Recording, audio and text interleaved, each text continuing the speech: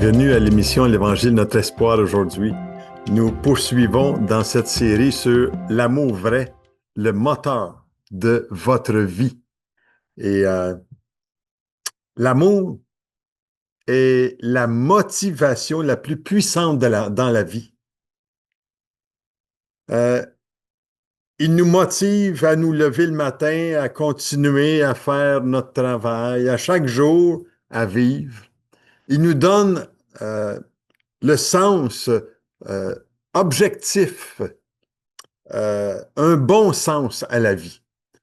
Et où est-ce qu'elle est ton encre dans la vie? Oui, je te pose, c'est toute une belle question. Où est ton encre dans la vie?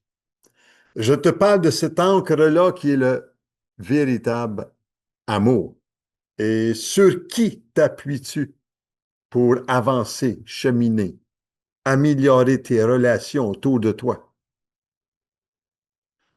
Si tu veux que les défis de la vie soient bien compris, l'amour vrai devrait être le moteur dans ton cœur, dans ta vie. Aujourd'hui, je te parle de la motivation la plus puissante qui existe dans la vie, l'amour. Je ne me tanne pas de parler de l'amour de Dieu, car il est mal compris, trop mal compris. Est-ce que tu aimerais connaître le vrai sens, le véritable sens, la motivation pour aimer vraiment? Vous savez, en connaissant cette motivation de l'amour, la vie ne se vit plus de la même manière. La vie ne se vit pas seule, ne se vit plus seule, plus jamais seule. J'aime le passage des Écritures de l'Épître de Jean, Jean qui était appelé l'apôtre de l'amour. Et je crois qu'il est nécessaire, absolument nécessaire de savoir ce que cet apôtre nous dévoile dans l'Évangile de Jean, dans la première, deuxième et troisième épître. Et imaginez, c'est lui en plus qui a reçu la révélation de l'Apocalypse. Je pense que le personnage mérite qu'on médite quelques versets à ce sujet-là. Et dans 1 Pierre chapitre 4, verset 16, ça nous dit, et je vous le lis dans la version de la Bible de vie, et nous avons connu l'amour de Dieu que Dieu a pour nous. Je répète, je vais vous le lire, OK? Et nous avons connu l'amour que Dieu a pour nous. Et nous avons cru à cet amour. Dieu est amour. Si quelqu'un vit dans l'amour, il vit en Dieu et Dieu vit en lui. Vous savez, ce matin, quand je me suis levé, le soleil s'est levé. La neige était tout à fait resplendissante parce que c'est l'hiver. Je ne sais pas quand tu auras l'occasion de visualiser ce message-là, mais même le printemps, imaginez-vous le printemps qui, quand les fleurs viennent qu'à bourgeonner, qui s'ouvrent pour accueillir la chaleur du soleil, les oiseaux qui accueillent l'aurore par leur chant, moi, ça m'étonne, ça m'épate, ça réjouit mon cœur de me réveiller avec les sons, les chants des oiseaux. L'automne, ça, c'est ma saison. Je ne sais pas.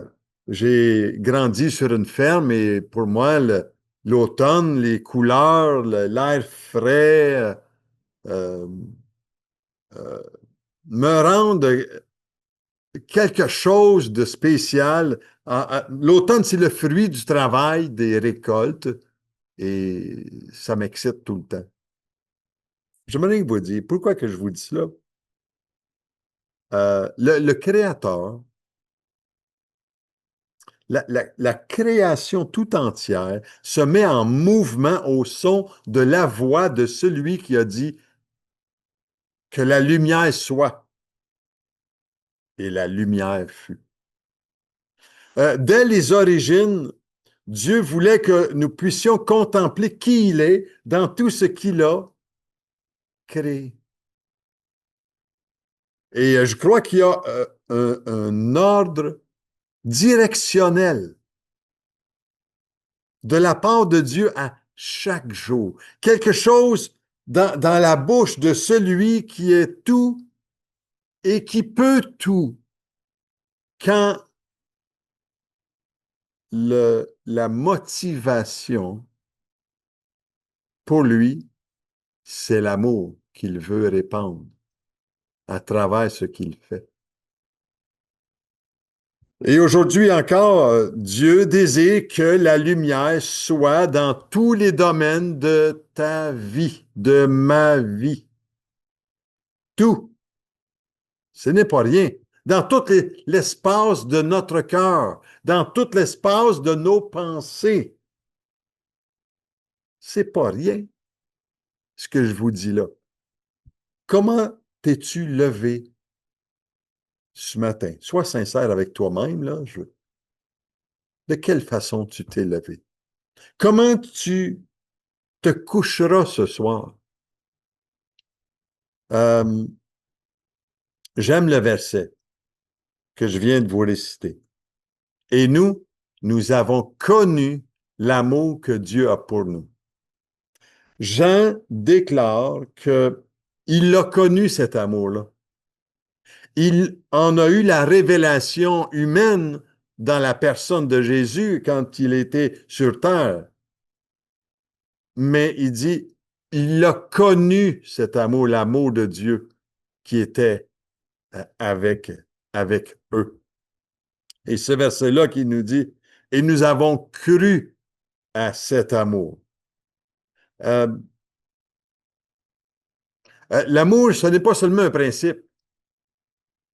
L'amour, c'est une personne à aimer.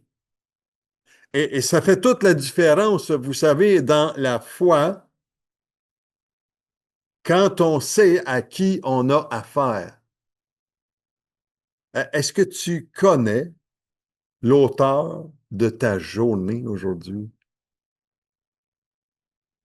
Connais-tu ses aspirations pour toi? Hmm. Moi, je veux te parler du vrai, là. L'amour vrai, là. Tu sais, l'authentique. Et pour connaître l'amour de Dieu, l'amour vrai, là, la motivation profonde de l'amour, il est essentiel d'être connu de lui. Être connu de lui. Comment être connu de lui? Comment je, comment je peux expérimenter ça? Comment peux-tu expérimenter? Comment être connu de lui? Si nous connaissons cette vérité éternelle et immuable que Dieu ne change jamais, son amour ne change jamais, vous ne l'entendrez jamais assez. Vous allez encore m'entendre le dire. Vous ne le lirez jamais euh, assez. Dieu vous aime. Il, il m'aime. D'un amour éternel, d'un amour si profond. Est-ce que vous vous rappelez, vous savez, il y a ces feelings tellement puissants qui viennent en nous parfois quand nous découvrons des sentiments d'amour envers quelqu'un. C'est la perle de ta vie, la personne que tu sais que tu vas passer ta vie avec elle. Tu sais? Est-ce que tu te rappelles le premier amour, le feeling que ça a pu provoquer? Moi, je me rappelle les premiers moments que j'ai expérimenté avec Sylvie, c'était wow. C'était l'amour fou, là. Bon, je ferme la parenthèse, OK? Mais je vais vous parler de l'amour fou que Dieu s'est révélé à moi le jour où ce que j'ai dit, Seigneur, je crois. C'était extraordinaire. Je me suis mis à pleurer et je me demandais, mais pourquoi tu m'aimes vraiment? Je méritais pas son amour.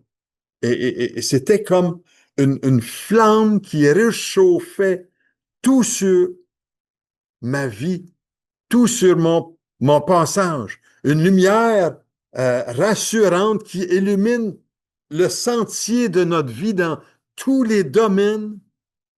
En d'autres mots, c'est comme une force que tu ne peux pas résister qui te pousse à sacrifier tout par amour pour lui, parce qu'il t'a tout donné. Wow! L'amour fait partie des motivations les plus puissantes qui animent l'être humain. Par amour, et on est prêt à déplacer des montagnes.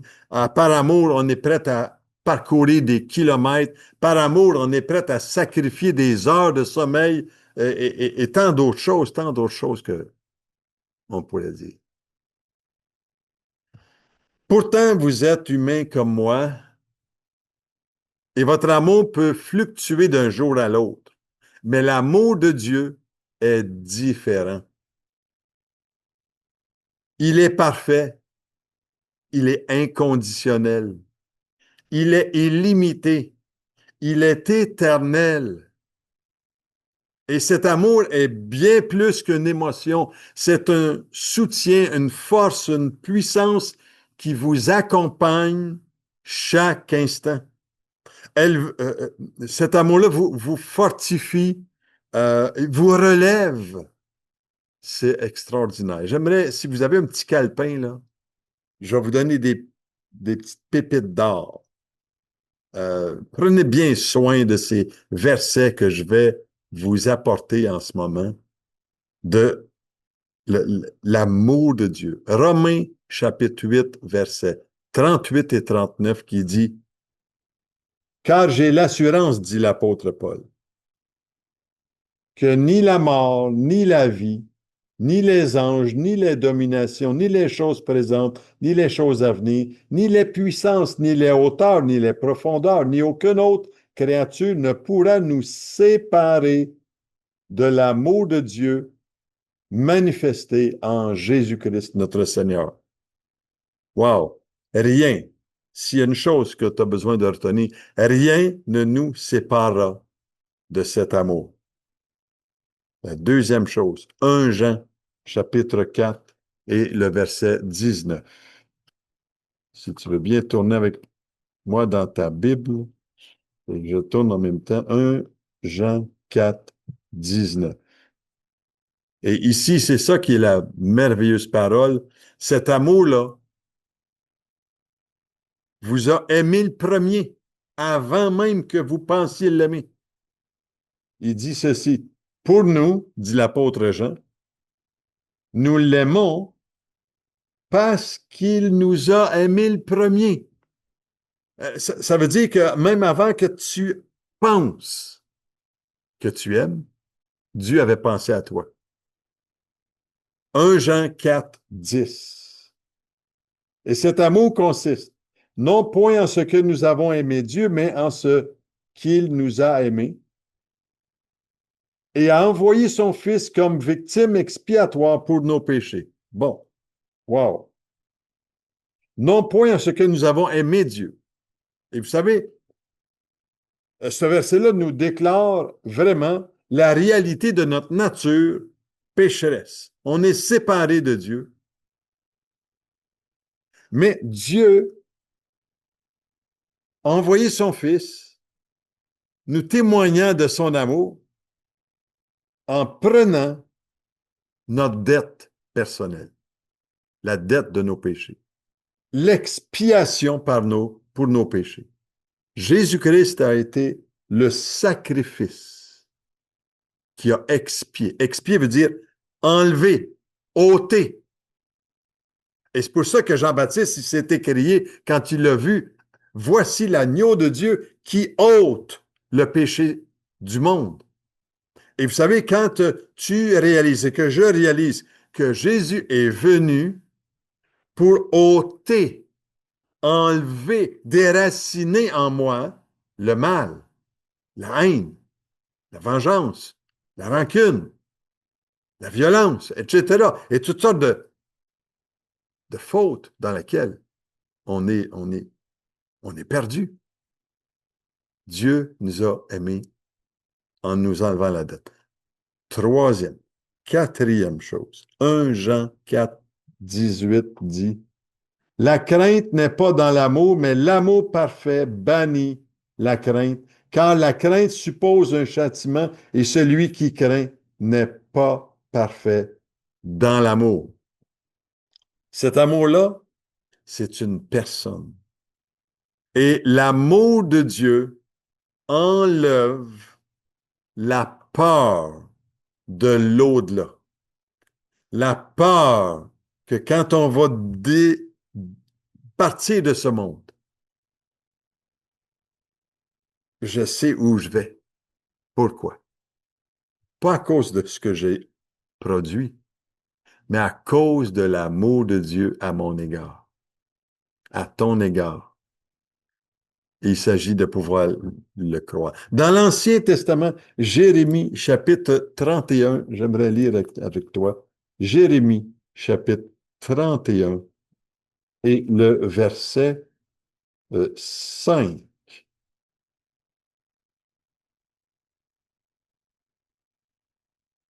Verset 3. De loin, l'Éternel se montre à moi, dit Jérémie. Je t'aime d'un amour éternel, c'est pourquoi je te conserve ma bonté. Voyez-vous ici encore, la source de l'amour, elle est éternelle. Et c'est extraordinaire. Ce n'est pas par une saison quelconque, non. Dieu est amour. Et la dernière, cet amour-là a donné sa vie pour la nôtre. Jean 15, chapitre 13. Excusez, Jean chapitre 15, verset 13. Il n'y a pas de plus grand amour que de donner sa vie pour ses amis. Vous êtes mes amis, dit Jésus, si vous faites ce que je vous commande. Je suis tellement honoré de pouvoir vous dire que je suis un ami de Jésus et que je vous partage ici ce message les plus merveilleux qui transforme, qui libère, qui, qui nous donne le sens objectif à la vie. Et chaque jour, Dieu veut te dire, je t'aime. Est-ce que tu l'écoutes? Est-ce que tu l'entends? Est-ce que tu vas sonder? Et il veut offrir un bouquet de fleurs à chaque jour, à chaque printemps, à chaque saison. Et ça, c'est magnifique. À chaque soir, à chaque matin. Dieu nous offre quelque chose de merveilleux. Il prend soin de vous chaque instant. Est-ce que vous le reconnaissez? Et il veut venir à notre secours chaque fois que on en a besoin. Et aujourd'hui encore, Dieu vous accompagne. Dieu est là, en train de vouloir vous parler. Il vous entoure, il veut vous soutenir si vous lui laissez l'occasion de déposer dans votre vie cet amour véritable. Pourquoi fait-il cela? Parce qu'il vous aime. Il m'aime. Il aime chaque personne. Oui, Dieu vous aime et son amour n'a d'égal son amour est immense et euh, elle est éternelle. J'aimerais prier avec toi aujourd'hui en terminant Seigneur, je veux te louer aujourd'hui pour cette journée que tu as créée. Et qu'elle soit pour nous un sujet, qu'elle soit pour moi un sujet de joie, qu'elle soit pour mon ami qui écoute aujourd'hui un sujet de joie, qui puisse apprendre à dépendre de ton amour éternel, Seigneur. Seigneur, merci que tu m'aimes et tu aimes, et je ne sais pas quel est ton nom, mais tu aimes d'un amour éternel. Et merci Dieu que toi, tu ne changes pas à mon égard. Au nom de Jésus. La semaine prochaine, j'aimerais poursuivre avec ce vrai, véritable amour, le moteur de notre vie. Et aujourd'hui, je termine non pas avec un chant, mais une lettre d'amour du Père. Que tu puisses écouter cette lettre que Dieu t'accorde aujourd'hui, que Dieu te révèle aujourd'hui. Et on se retrouve la semaine prochaine. Le Saint-Esprit veut vraiment toucher les cordes sensibles de ton être aujourd'hui. Sois richement béni. Je suis.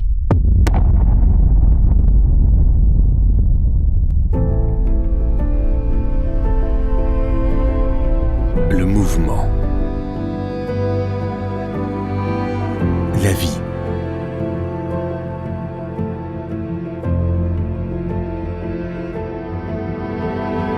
Et l'être.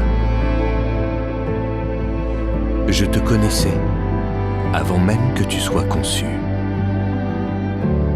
Je t'ai tissé dans le ventre de ta mère. C'est moi qui t'ai fait sortir du sein de ta mère. Tu as été créé à mon image. J'ai fait de toi une créature merveilleuse. Tu n'es pas une erreur. Je regarde jusqu'au fond de ton cœur et je sais tout de toi. Je sais quand tu t'assieds et quand tu te lèves. Je te vois quand tu marches et quand tu te couches. Même les cheveux de ta tête sont comptés. Tous tes jours sont écrits dans mon livre. Mon image est déformée par ceux qui ne me connaissent pas. Je ne me suis pas éloigné, ni fâché, car je suis l'expression parfaite de l'amour. Toute grâce que tu reçois vient de ma main, car je suis celui qui pourvoit à tous tes besoins. Mes pensées vers toi sont plus nombreuses que les grains de sable. Je me réjouis au son de ta voix. Je suis le Père qui te console de toutes tes peines. Quand tu cries à moi, je suis près de toi et je te délivre de toutes tes détresses. J'effacerai toute larme de tes yeux et je porterai toute la douleur que tu as subie sur cette terre. Je n'arrêterai jamais de te bénir. Je t'aime de la même façon que j'aime mon Fils Jésus. Il est la représentation exacte de mon être. Il est venu démontrer que je suis pour toi, pas contre toi, et te dire que je ne compte plus tes péchés. Jésus est mort pour que toi et moi soyons réconciliés. Rien ne peut te séparer de mon amour. Je serai toujours ton Père. Veux-tu être mon enfant? Je t'attends. Ton Père qui t'aime. Dieu Tout-Puissant.